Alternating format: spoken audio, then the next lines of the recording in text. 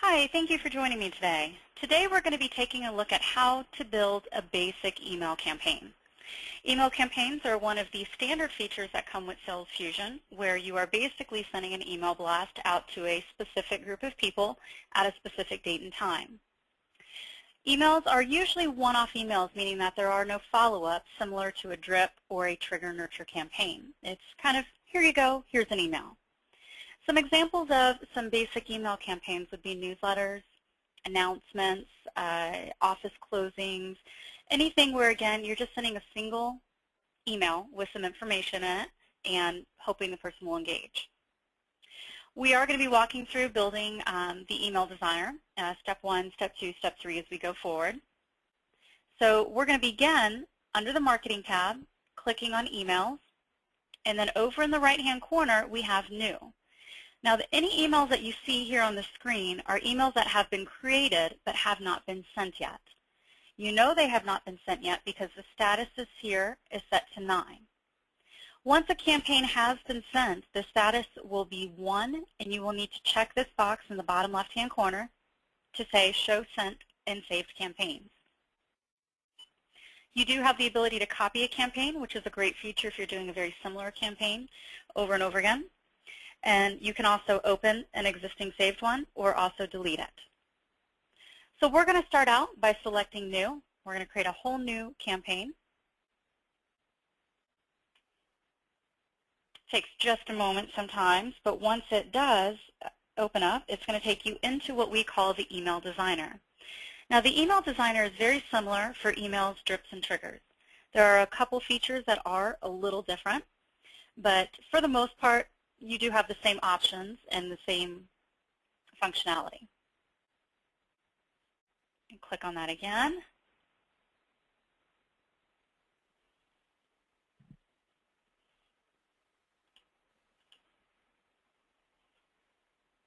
Let's see if we can work with an existing one. It looks like my internet is taking a little bit longer than expected, so we'll just go with this one.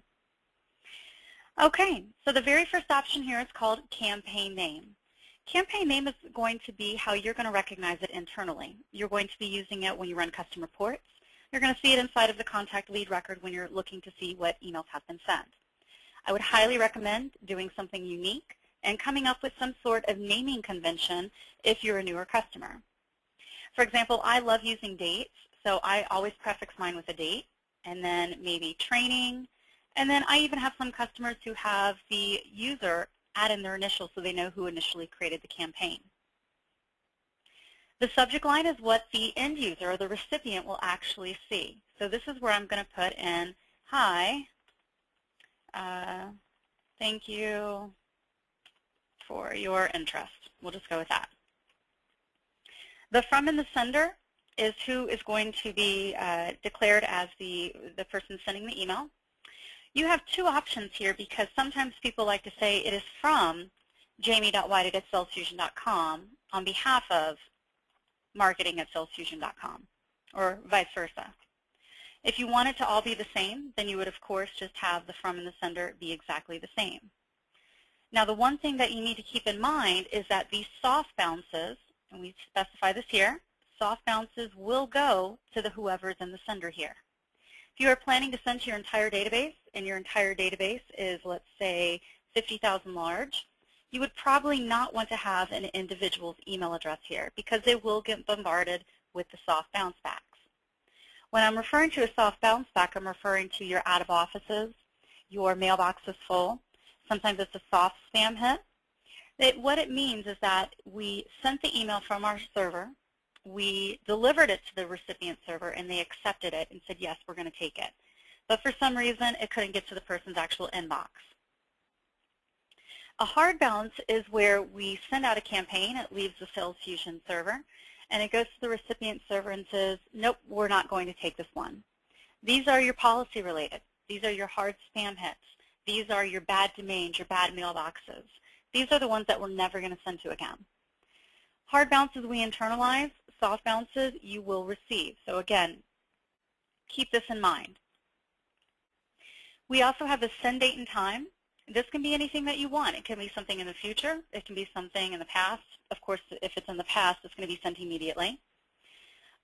One of the things I tell people to pay attention to is the time zone here. If this is your first time sending a campaign or logging into the system, make sure that your time zone is rendering properly. Now, I am located in Colorado, so this should have alerted me, oh, I'm not Eastern time zone. I need to go change that in my preferences. If your time zone is incorrect, come up to the Toolbox tab and click on Preferences with the little key, and you'll be able to change your time zone. There's talk about best practices and time to send an email campaign. By default, most people say Tuesday, Wednesday, Thursday between the hours of 9 a.m. and 2 p.m. Eastern. My advice is to know your target audience. If you're sending to people who work very late hours, send to them in the morning. If you send to teachers, send to them after school hours. If you set this for a future date and time, we'll say tomorrow at 3:30 p.m., and you don't come in here and it just sits here, and you come back in here on August 8th, this system will not automatically activate this campaign just because it has a future date and time and that time has passed. You do have to still come in here and tell the system this campaign is activated. We have some additional options that are talked about on a different class. The email throttle is a way to prevent oversaturation of your database. Send notification. Attaching a file, which is a true attachment, meaning that it exists outside the body of the HTML. RSS feeds, text-only messages, recurring, and A/B testing. These, again, are all additional options that are talked about on a different class. Email header is something that is not used unless you are using an external system for additional email deliverability data, such as return path. If you are using something like return path, they do require you have an email header in your campaign. If you are not using a system like that, you shouldn't put anything in here. The way the designer works is that you pretty much create your campaign and you work your way from left to right. So we're done with this email info tab, so now we're going to go to our very next tab, which is our send to tab. This is where you're going to determine who the campaign is actually going to go to. Now you see that we have two checkboxes up here. The very first checkbox is called All Contacts, Leads, and Lists, essentially your entire database. If you check this box, it will go to everybody that exists in the Sales Fusion CRM unless they are undeliverable or unsubscribed already. This feature does have the ability to be toggled on and off in the security preferences of each role or user preference. Maybe if you have an intern that has started, you may not want to give them access to send to your entire database. Dynamic content email refers to the dynamic content module. This is reserved for higher level accounts. If you have access to this feature, then this will be talked about on another class as well. Now down here on the left-hand side, you have a lot of options of where to pull records from. If you don't want to send to your entire database and you want to send to a subset, you could create a segmentation and drop the segmentation in here. You can create a distribution list or drop multiple distribution lists. You can use the report builder to create advanced training segments and drop them into this campaign. Suppression lists are part of the unsubscribe feature, and you can set up suppression lists to say, okay, I don't want to unsubscribe altogether, but I no longer want to receive webinar emails or demo emails or partner emails. So you're basically giving people to determine a preference rather than unsubscribing from your system altogether. You just have to remember to come in when you're building your demo campaign and exclude the demo suppression list. Past campaigns will send to the exact same people or list from a previous campaign. If you just sent a campaign out, you included 5 different lists. Instead of having to go through and select all 5 again, you can just choose that previous campaign and say include. Our next two are what make the system a little bit more robust and really come in handy when you're creating drip campaigns or trigger campaigns. This is campaign responses where we're looking at the action or lack of action that people have done on a previous campaign. You would find your campaign, and if you scroll down, you'll see a drop-down box that says opened but did not click, opened and clicked, or did not open. So I can say, okay, I want to go to everybody who did not engage with a previous email. So I would choose did not open and say include. And then I'd also maybe say open but did not click and click on include. You can mix and match these all together. If a person is on multiple lists, please keep in mind that they will only ever receive the email one time, that it's hard-coded into the system. We also have dialogue responses. You can do this based on somebody starting a dialogue but not completing it, as well as somebody actually completing a dialogue. Terminology's sake, a dialogue is a form that can be created inside of Sales Fusion, such as an sign up for our newsletter, a survey. It can be a contact us form. It can be a registration form. Anywhere you're capturing information, we consider that to be a dialogue. Events is based on the event module. If you have access to this additional feature, you can send to people based on whether they registered for an event or a session, attended an event or session, or requested a follow-up for an event or a session.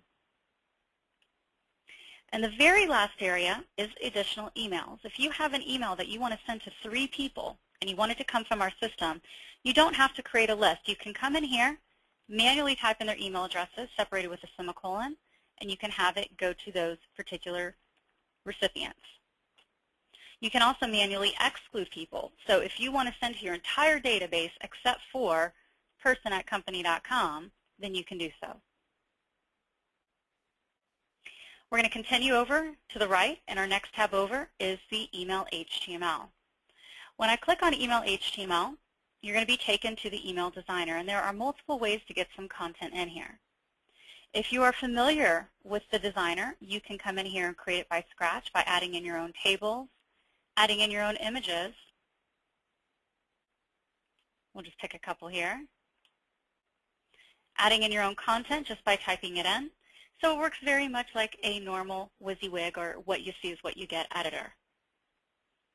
We also have the ability to add from a template from the Template Manager. So under Marketing, we have templates. If you are utilizing templates or utilizing our template library, you will have some options here. I'm going to import one of these, and it's going to overwrite my existing HTML. Okay. Then we're going to go to Copy Campaign, which is just another option where you can take a previous campaign that was sent out, and you can copy it over. And if I scroll down, you'll also see that we have the ability to slurp. And slurp is a feature that we tell people to use with caution. What it gives you the ability to do is put in a URL here, click on slurp, and it will go out to that URL, and it will grab all of the corresponding HTML and bring it into the system. We tell people to be a little aware of this feature because it also sometimes slurps up the JavaScript depending on where it's placed. JavaScript is illegal inside of email campaigns, so you would need to feel comfortable switching over to the HTML view and getting rid of it. If you don't feel comfortable going to this screen, then I would not suggest using the slurp function. We also have the ability to import HTML and HTML files. If you are using an outside designer or a design tool such as Dreamweaver, you can come right here where it has the big A and the little a, and it says Template Manager, and upload your HTML or HTML file. We also have our Merge Fields tab right here where you can add in some personalization, such as some standard tags, such as the forward to a friend, the unsubscribe. You can also add in some standard personalization from database fields, such as first name, last name, anything from the accounts or contacts or leads table, or from the owners table. Once you're done with your HTML, the next step over is to go to the email text. You always want to make sure you convert the HTML to basic text for a couple reasons. The very first reason is because not everybody supports HTML. You have some people who have very strict email clients and they only accept basic text. If you are sending to somebody who only accepts basic text, then they would receive nothing if you didn't convert the text. Reason for that is because all you'd be having as an option would be the HTML. If you convert the HTML to text, then we would notify the system, oh, this person doesn't support HTML, and we would turn around and deliver the basic text. You can come in here and clean up spaces. You can add additional items. You can see that images and hyperlinks have been stripped out. So if you did have a hyperlink that you wanted to direct the person to, you could put the absolute URL in here and tell the person to copy and paste. Another important reason for converting the text is if you are using an external CRM system, such as Microsoft, Sage, SalesLogic, Salesforce.com, and so on. For us to log that we opened, sent, or clicked an email, we need to have the basic text because that's what we're pushing back. Once you're done with your text, you then move over to the last tab, which is your testing tab. Testing is always very important because you want to make sure that it's rendering properly. Even though you're using an email designer, even though it's quote-unquote a WYSIWYG, you always want to test it and see how it's rendering. Please keep in mind that email clients all render content slightly different. So if you send to your Gmail and you also send to your Outlook and you see a couple discrepancies, just keep in mind that they might have different rules that they're obeying. You can see here it pre-populates with your email address that you're logged in as. And this is checked by default, which basically appends the word test in front of it. So if you're sending to additional people, they know that it's simply a test. And then we have the ability to send tests with encoding, send text only, send tests without encoding, and then, of course, score email using Spam Assassin. Now, the difference between encoding versus without encoding is the fact for two reasons. The first is we encode every single link that comes across in an email sent from our system. And that's so when the person clicks on those links, we cookie them, which is definitely a huge benefit of the system.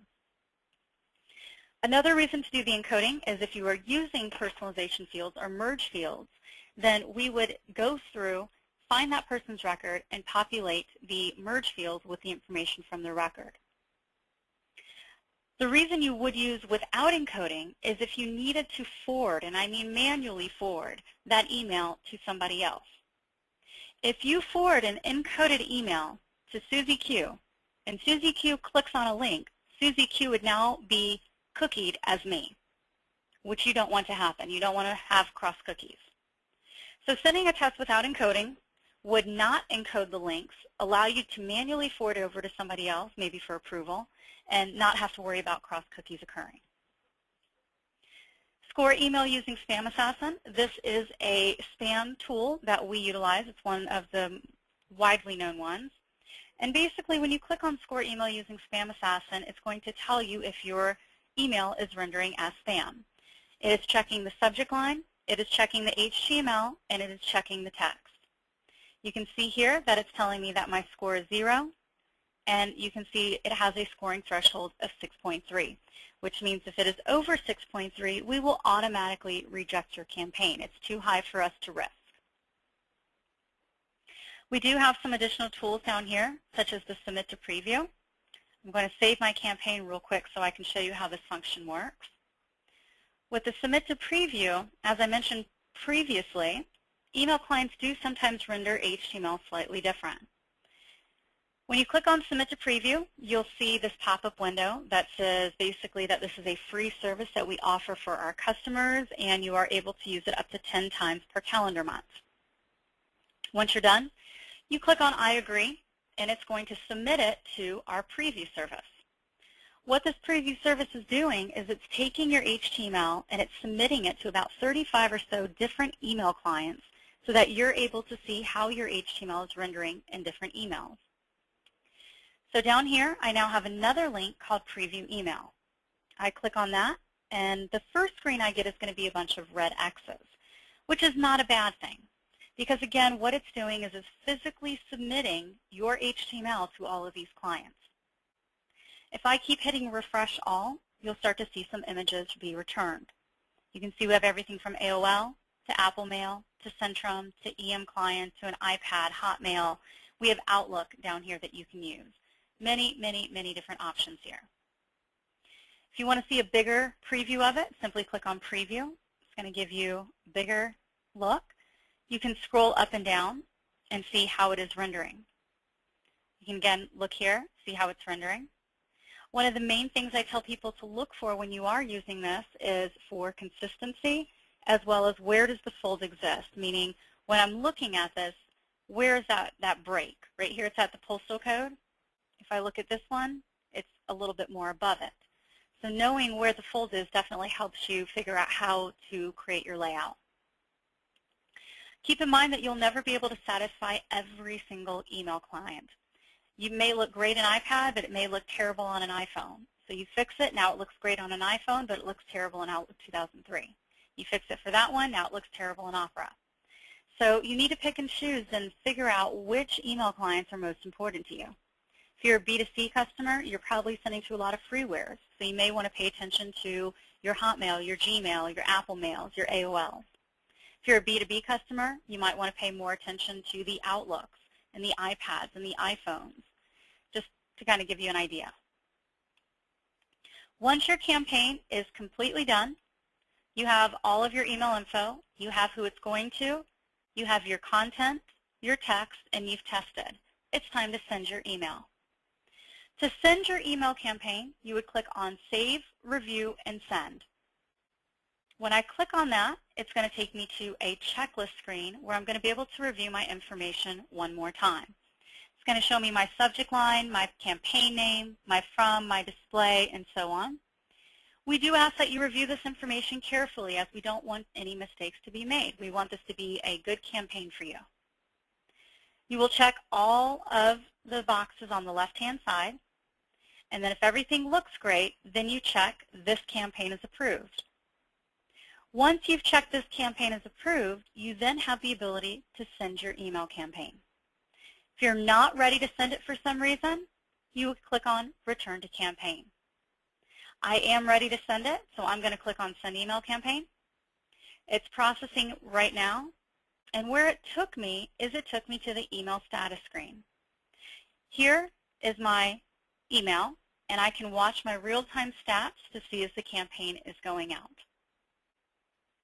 We have a lot of resources for you to utilize. We have our Learning Management, which is our online portal where you can watch recorded videos, see some tips and tricks. You can look at the live training schedule.